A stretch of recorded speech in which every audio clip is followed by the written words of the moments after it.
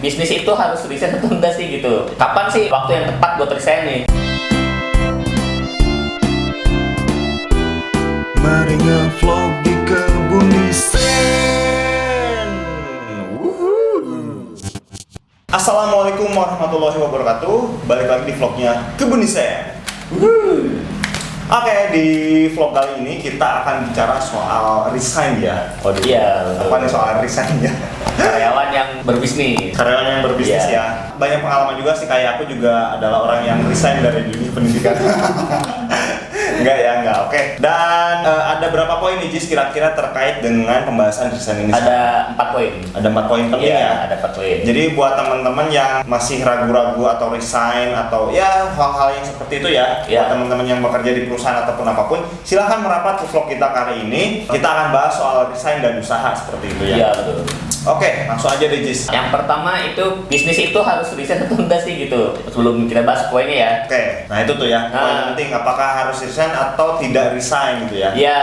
Nah, kita lihat bisnisnya dulu nih. Perkembangannya segimana. Nah, kalau misalkan udah semakin berkembang bisnisnya, semakin rumit juga tuh Butuh pengelolaannya. butuh perhatian lebih ya si bisnisnya. Iya, betul. Nggak bisa ditinggal-tinggal kayak gitu. Iya, dan omset juga semakin lama makin naik tuh.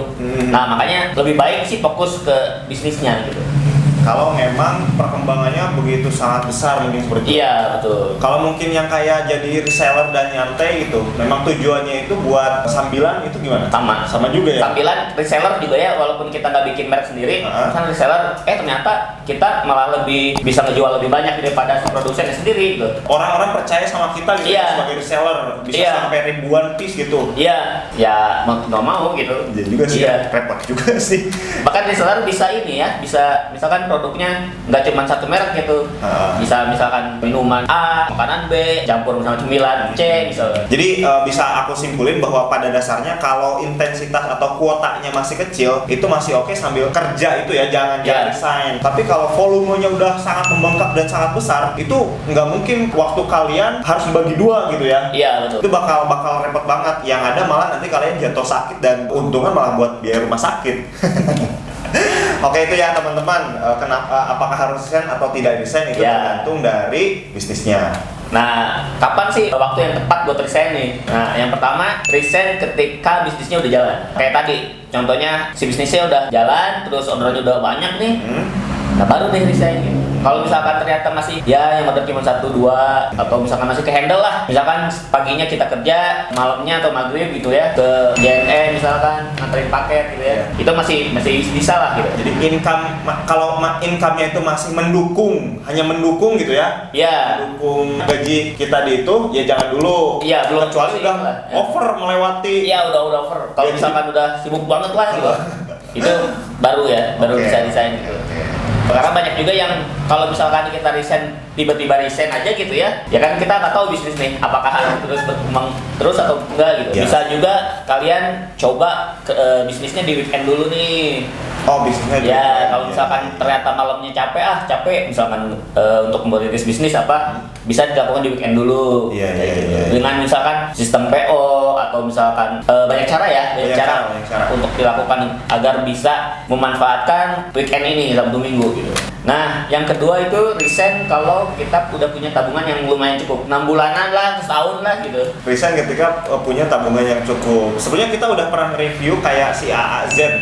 Nah, ya. Kalau dia mah memang dia udah lihai, udah berapa lama berbisnis, meskipun gaji di akhir itu dia kecil, hanya 3 juta, dia berani buat resign. Kalau ini mah kita misalkan belum lihai berwirausaha, tabungan belum punya, tiba-tiba resign, ya bisa berbahaya gitu. Ya, apalagi yang misalkan udah punya cicilan atau misalkan tanggungan apa gitu kan bisa jadi repot gitu. Bisa kolaps ya. Ya, makanya usahakan kalau misalnya aman nih, kita punya tabungan dulu nih karena tak jaga-jaga takutnya si bisnisnya oleng atau gimana gitu kan. Iya.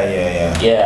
Yang ketiga itu resign lah kalau misalkan udah punya komitmen, udah punya yakin gitu. Oke. Punya keyakinan buat jadi pebisnis. itu banyak banget orang-orang yang tadi udah gua mah mau bisnis aja kayak gitu. Yang ya akhirnya dia ngulik sih, sebegitu dihantam misalkan gagal.